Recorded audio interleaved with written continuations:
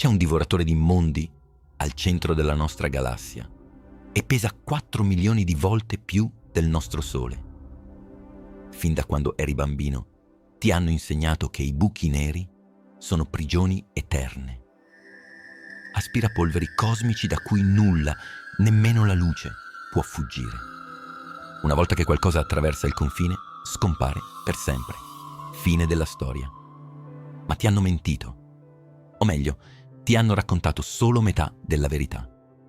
In questo preciso istante, il buco nero sta in realtà crescendo. Solo in un futuro lontanissimo, quando l'universo sarà molto più freddo, inizierà a perdere massa e a morire.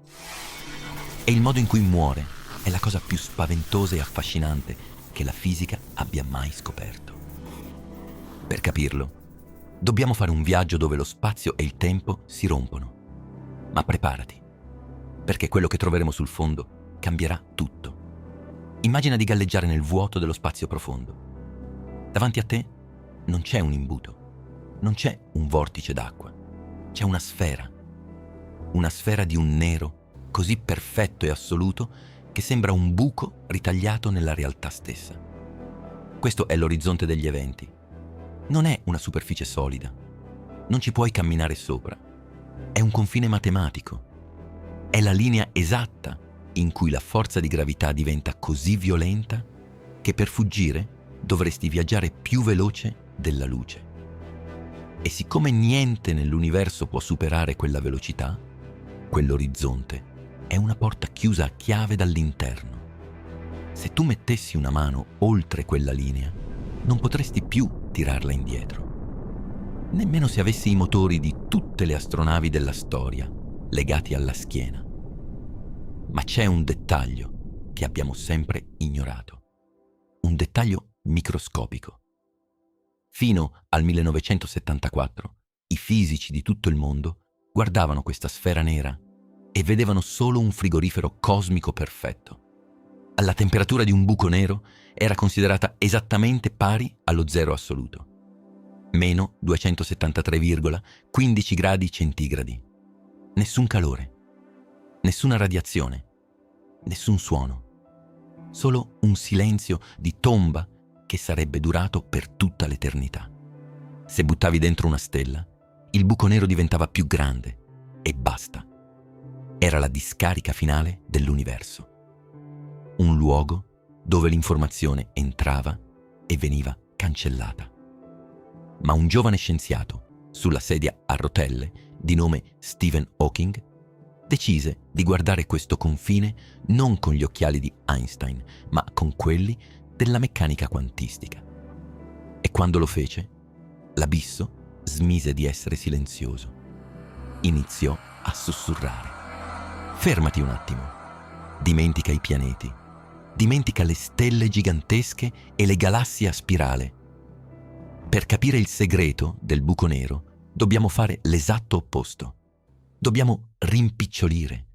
Dobbiamo diventare così piccoli che un singolo capello umano ci sembrerebbe largo come l'Oceano Atlantico. Dobbiamo scendere fino alla scala dei componenti fondamentali della realtà, perché il più grande mistero dei giganti cosmici non si nasconde nella loro mole, ma nel vuoto che li circonda. Ti hanno sempre detto che il vuoto dello spazio è, appunto, vuoto, che non c'è nulla. Ma la fisica quantistica ha scoperto che il nulla assoluto non esiste. E questa scoperta, tra pochissimo, farà a pezzi l'immortalità del buco nero. Benvenuto nel vuoto quantistico. Guardati intorno. Non c'è oscurità calma qui. Lo spazio vuoto, se lo guardi da molto, molto vicino, ribolle. È come la superficie di una pentola d'acqua sul fuoco. Dal nulla assoluto, l'energia si condensa spontaneamente per creare materia. Nascono delle coppie di particelle, gemelli, identici. Una particella normale e la sua particella di antimateria. Appaiono dal nulla, si separano per un miliardesimo di secondo e poi si scontrano di nuovo, annientandosi a vicenda. Puff, scomparse. Questo processo frenetico avviene ovunque. Sta avvenendo ora, nello spazio vuoto tra lo schermo che stai guardando e i tuoi occhi. Milioni di particelle fantasma nascono e muoiono in frazioni di secondo. Ti starai chiedendo, ma com'è possibile creare materia dal nulla? Non viola le regole della fisica? No. Pensa all'universo come a una banca estremamente severa. Puoi prendere in prestito 1 milione di euro di energia per creare queste 2 particelle gemelle. La banca te lo concede, ma ha una condizione inflessibile. Devi restituire il debito quasi istantaneamente. Più energia prendi in prestito, più in fretta devi restituirla. È per questo che i gemelli si scontrano e si distruggono subito. Stanno restituendo l'energia alla banca cosmica. Nessuna legge viene violata. Il bilancio torna sempre a zero. Finché queste particelle si scontrano e scompaiono, sono chiamate particelle virtuali. Non puoi vederle, non puoi toccarle, ma ci sono. Ora, prendi questo mare ribollente di particelle fantasma e spostalo sull'orlo del precipizio più letale dell'universo. Riportiamo la nostra attenzione all'orizzonte degli eventi del buco nero. Anche qui, a 1 millimetro dal confine, il vuoto ribolle. Le coppie di gemelli nascono, si separano e si distruggono. Tutto normale. Il bilancio della banca è salvo. Ma cosa succede se una di queste coppie nasce esattamente a cavallo della linea rossa? Cosa succede se una particella si forma 1 millimetro fuori dall'orizzonte e la sua gemella si forma 1 millimetro dentro l'orizzonte? È qui che la fisica impazzisce. È qui che il buco nero commette il suo errore fatale. La gemella, che è nata all'interno dell'orizzonte, è destinata a cadere verso il centro, incapace di tornare indietro. Non ha scampo. Ma la sua gemella, quella nata 1 millimetro fuori, si ritrova improvvisamente sola. Il suo partner è scomparso per sempre dietro una porta chiusa a chiave. Non possono più scontrarsi. Non possono più annientarsi a vicenda. Il prestito con la banca cosmica non può essere ripagato. Questa particella solitaria viene sparata via nello spazio aperto. Da fantasma virtuale si è appena trasformata in una particella reale, vera, tangibile, e sta scappando via dal buco nero. Ma aspetta. Abbiamo detto che l'universo è una banca severa. Il debito di energia usato per creare quella particella deve essere saldato.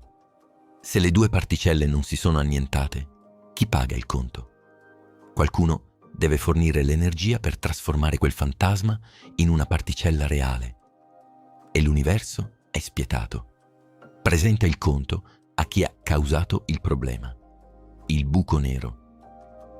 Poiché è stata la gravità del buco nero a separare i gemelli, è il buco nero stesso a dover cedere un po' della sua energia alla particella che scappa.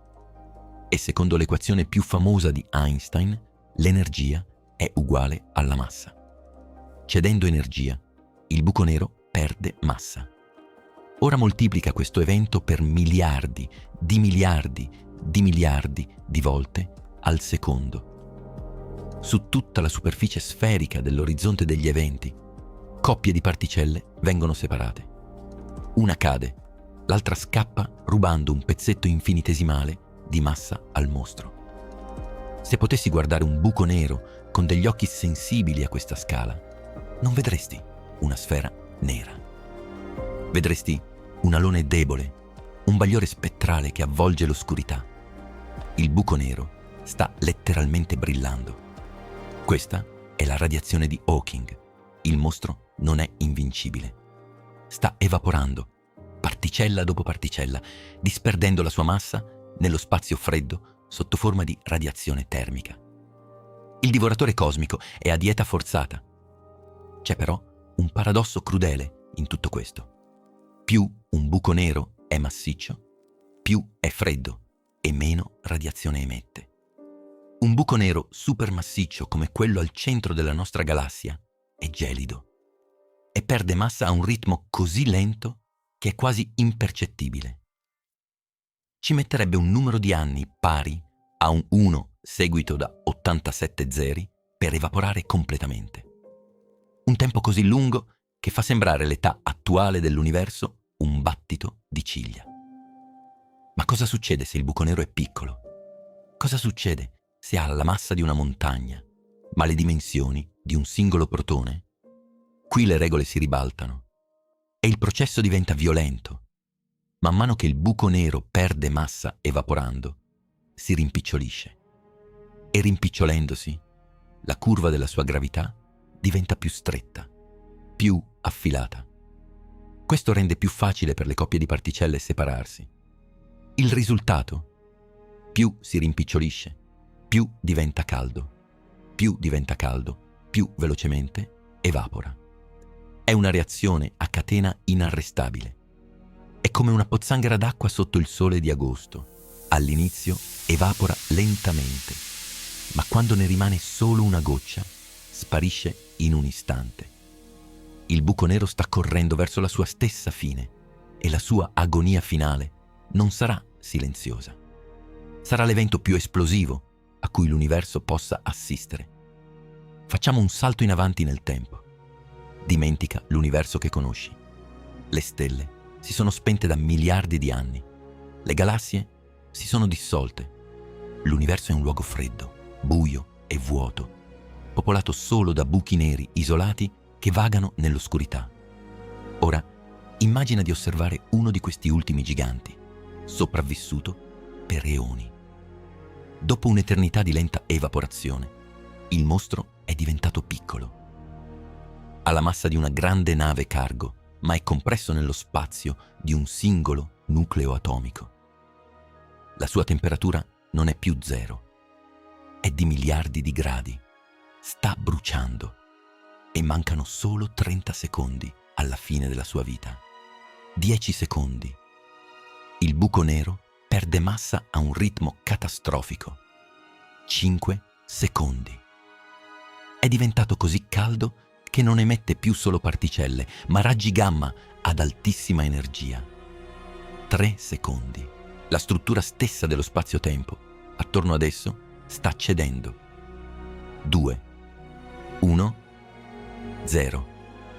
Nel suo ultimo istante di vita, il buco nero rilascia tutta l'energia che gli è rimasta in un'unica, titanica esplosione. Un lampo di luce accecante nel buio cosmico, con la forza di miliardi di bombe atomiche. Il prigioniero è finalmente libero. La porta si è rotta. Il buco nero ha smesso di esistere. Dopo l'esplosione, cosa rimane? Niente.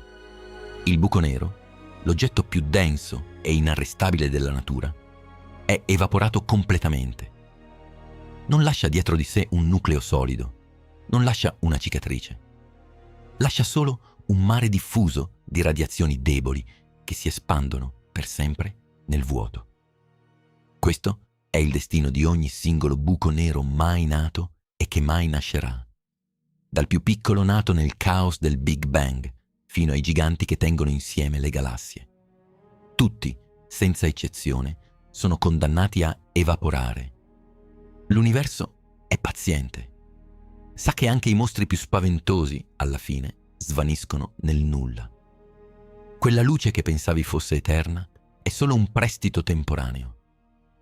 Ogni struttura del cosmo è destinata a disfarsi. Non stai guardando la fine dell'universo.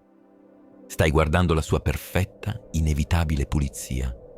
L'universo non ha bisogno di te. Eppure eccoti qui. Io sono Renderium. E questo era il respiro dell'abisso.